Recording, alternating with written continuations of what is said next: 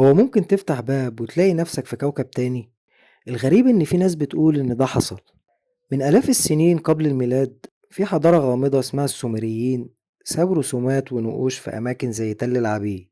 النقوش دي مش عادية، بتوضح كائنات بتنزل من السماء. ومش بس كده، ده في رسومات لدوائر ضخمة كأنها بوابات.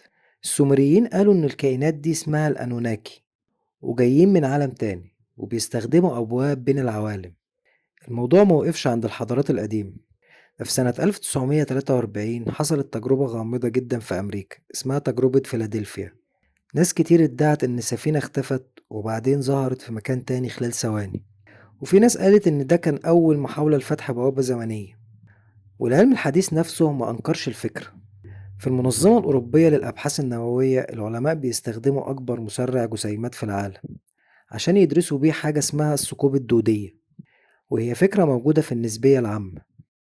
والنظرية بتقول إن ممكن يكون في نفق في الفضاء بيوصلك من نقطة لنقطة تانية، أو حتى العالم مختلف. في وثائق اتكلمت عنها ال CIA عن تجارب اسمها ستارجيت بروجكت، والمشروع ده كان بيحاول يستخدم قدرات عقلية للوصول لأماكن بعيدة جدا أو حتى عوالم تانية. هل ده معناه إن البوابات مش لازم تكون باب؟ ممكن تكون حاجة تانية في دماغك؟ دلوقتي عندك نقوش قديمة بتتكلم عن بوابات، وتجارب عسكرية غامضة، ونظريات علمية بتأكد إن الفكرة ممكنة. السؤال هنا بقى، هل البوابات النجمية مجرد خيال ولا ممكن تكون حقيقة؟